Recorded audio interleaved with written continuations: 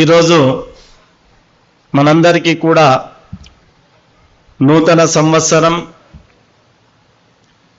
ఉగాది. కొందరు ఉగాది అని, మరికొందరు యుగాది అని దీన్ని పిలుచుకోవడం జరుగుతుంది. రెండిటికి కూడా సరిపడా అర్థము సంస్కృతంలో మనకు తెలియచెప్పడం జరిగింది. యుగ ఆది, యుగము ప్లస్ ఆది అంటే యుగము ప్రారంభమైనటువంటి రోజు కాబట్టి యుగాది అని చెప్పి, ఉగాది అంటే ఉగా ప్లస్ ఆది. ఉగా అంటే నక్షత్ర గమనము, ఆది అంటే ప్రారంభమైనటువంటిది. నక్షత్ర గమనము ప్రారంభమైనటువంటి రోజు కాబట్టి దీనిని ఉగాది అని చెప్పి, యుగము అంటే ఇంగ్లీష్లో డ్యూయల్ అంటాం, ద్వయము అని అంటాం.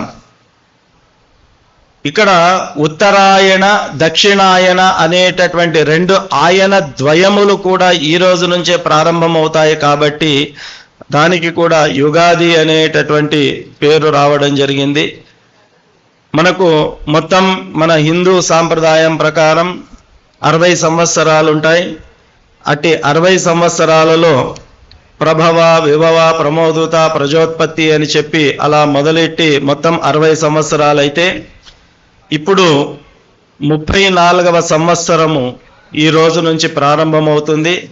మరి ఈ ఉగాది యొక్క సంవత్సరం పేరు విశ్వావసు నామ సంవత్సరంగా ఈరోజు ఉగాది నుంచి మనం ఈ కొత్త సంవత్సరాన్ని మనం పిలుచుకుంటున్నాం.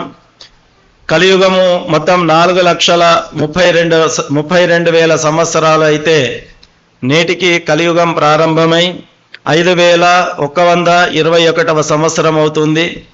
అలాగా ఆదిశంకరాచార్యులు అవతరించి 2,096 సంవత్సరాలు, శాలివాహన శతాబ్దము ప్రారంభమై 19,444 సంవత్సరాలు.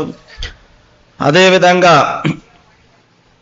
ఈ రకంగా చూసుకుంటే ఈ యొక్క ఉగాది అనేటటువంటిది మన సనాతన ధర్మాన్ని ఆచరించి 60 సంవత్సరాల్లో 34వ సంవత్సరంలోనికి ఈ రోజు నుంచి మనం అడుగిడడం జరుగుతుంది. ఈ సంవత్సరానికి రాజుగా సూర్యుడు ఈ విశ్వావసునామ సంవత్సరానికి రాజుగా వ్యవహరిస్తున్నాడు. ఉగాది ఏ రోజైతే వస్తుందో ఆ రోజుకు అధిపతిగా ఎవరు ఉంటారో వారే ఆ సంవత్సరానికి రాజుగా వ్యవహరిస్తారు. ఈరోజు ఉగాది ఆదివారం వచ్చింది కాబట్టి ఆదివారానికి అధిపతి సూర్యుడు కాబట్టి ఈ విశ్వావసునామ సంవత్సరం మొత్తానికి కూడా సూర్యుడు రాజుగా ఉండబోతున్నాడు. సూర్యుడు రాజుగా ఉండి మంత్రిగా చంద్రుడు, సేనాధిపతిగా శని, సస్యాధిపతిగా బుధుడు, ధాన్యాధిపతిగా కుజుడు, అర్ఘాధిపతిగా సూర్యుడు, మేఘాధిపతిగా సూర్యుడు, రసాధిపతిగా శుక్రుడు, నీరసాధిపతిగా బుధుడు, పురోహితుడిగా బుధుడు, పరీక్షకుడిగా గరుడు, గణకుడిగా గరుడు, రాష్ట్రాధిపతిగా సూర్యుడు, ఉద్యోగాధిపతిగా చంద్రుడు, అశ్వాధిపతిగా చంద్రుడు. ఈ రకంగా చెబుతూ పోతే రాజాది నవనిర్ణాయకాల్లో ఈ రకంగా ఆయా గ్రహములు తమ తమ యొక్క స్థానాల లోపల ఈ సంవత్సరము విశ్వావసునామ సంవత్సరాన్ని నడపడం జరుగుతోంది. ఈ సంవత్సరం మనకు సరస్వతీ నదికి పుష్కరాలనేటటువంటివి రావడం జరుగుతున్నది. ఇక ఈ రకంగా పంచాంగానికి సంబంధించినటువంటి వివరాలు మనం చెబుతూ పోతే చాలా వివరాలు ఉంటాయి. మనము ముఖ్యంగా మన రాశులకు సంబంధించిన రాశి ఫలాలు తెలుసుకోవడానికి ఆసక్తిగా భక్తులందరూ కూడా విచ్చేసి ఉంటారు. కాబట్టి పంచాంగము అంటే పంచ అంగములు, 5 భాగములతో కూడినటువంటిది. ఆ 5 భాగములు ఏమిటి అంటే తిథి, వారము, నక్షత్రము, యోగము, కరణము. ఈ పంచాంగ శ్రవణం ఎందుకు చేస్తారు ఉగాది రోజు అంటే తిథేచ్చ శ్రీకరం ప్రోక్తం వారాద్ ఆయుష్యవర్ధనం నక్షత్రాత్ హరతే పాపం యోగాద్ రోగ నివారణం అని చెప్పి మనకు శాస్త్రం చెబుతుంది. కాబట్టి తిథేచ్చ శ్రీకరం ప్రోక్తం, తిథుల గురించి తెలుసుకోవడం వల్ల శ్రీ అంటే లక్ష్మీ అనుగ్రహం కలుగుతుంది.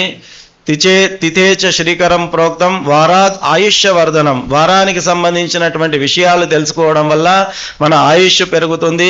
నక్షత్రాత్ హరతే పాపం, నక్షత్రాలకు సంబంధించినటువంటి విషయ పరిజ్ఞానం తెలుసుకోవడం వల్ల మన పాపాలన్నీ కూడా పరిహారం కాబడతాయి. యోగాద్ రోగ నివారణం, యోగము గురించి తెలుసుకోవడం వల్ల రోగ నివారణ జరుగుతుంది. ఆ రకంగా పంచాంగ ఫలముత్తమం అని చెప్పి మనకు శాస్త్రం చెబుతుంది. కాబట్టి ఇవన్నీ కూడా మనకు కలగాలి అంటే ఉగాది నాడు తప్పకుండా పంచాంగ శ్రవణం చేయాలి అనేటటువంటిది మనకు శాస్త్రం చెబుతూ ఉంది. ఇక